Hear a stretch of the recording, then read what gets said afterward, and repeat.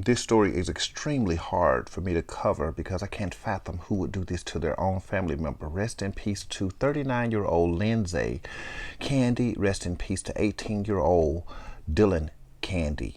14-year-old Ethan Candy. 12-year-old Lucas Candy. And the 10-year-old that had to bear witness to this horrible catastrophe. His mother was ambushed along with his siblings by Jonathan Candy, the father, 42 years old, supposed to protect his family. That's what we do when we have children. We protect them at all costs. It would seem as if that a group of people, a group of individuals would have came into the house and ambushed them and did all of this, but it wasn't. They died at the hands of the person who was supposed to be there for them through thick and thin.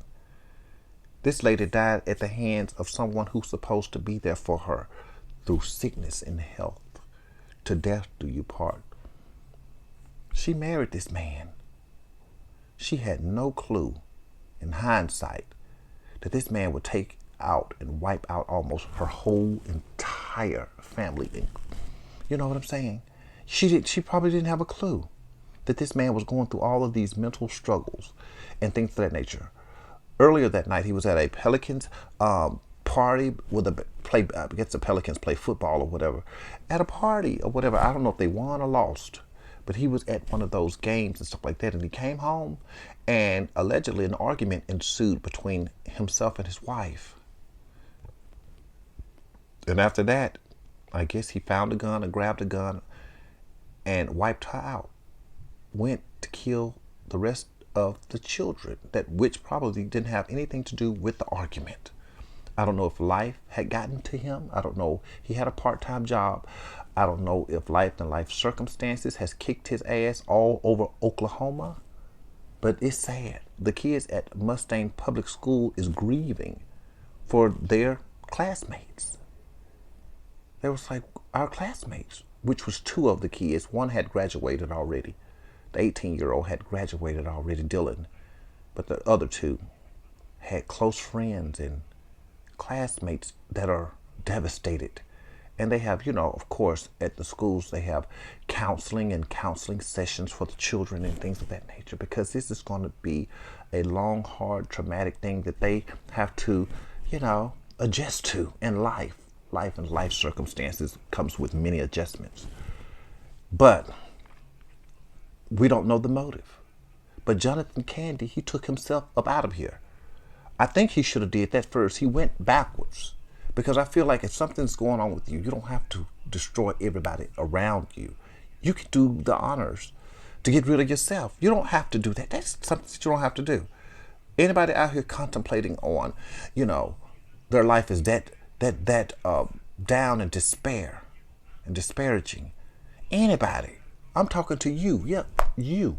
If your life is in this much disarray, you don't have to take nobody else along with you, sis, brother, your uncle, auntie, anybody.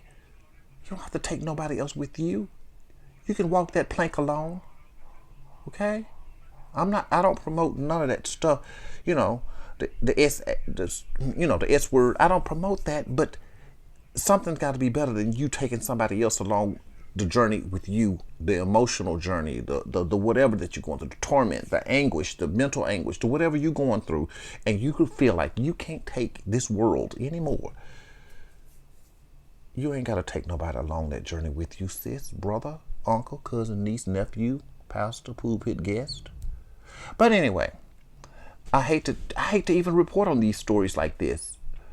But, the news is only giving you so much, child. The media outlets only gives so much in certain situations. They tend to be biased in certain cases, but I'm trying my best. But it's just tragic all the way around. I see red. I just see red and dark and gloom and fire and blood and gore, and I just see all kinds of these instances. They was in a part of the Oklahoma City where, not so great. They was receiving, aid from the state and stuff like that. You know what I'm saying? I don't know if it was, assistance, to help pay for the lights, the gas, the this and that. You know what I'm saying? This lady set up and had 4 kids, so she had to be on some kind of assistance. You know what I'm saying?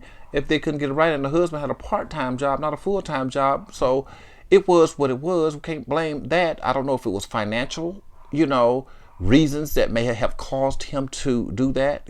Some people feel like I'm not man enough to take care of my family, so I'm just gonna take us all up out of here because of life. Life is life, baby. Life is life, and they just find an excuse to do some crazy shit. But I don't understand how people can do that. How? But he spared the 10-year-old.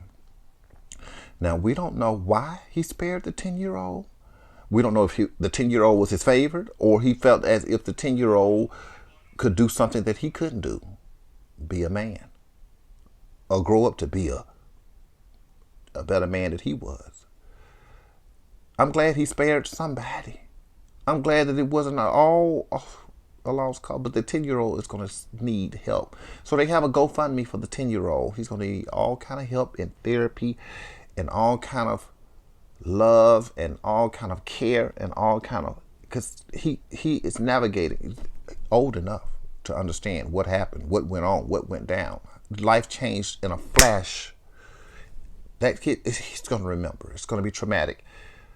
But that kid's going to need some support. A lot of support. Because he's always going to have a spot in his heart, in his mind, in his being of, I had a mother.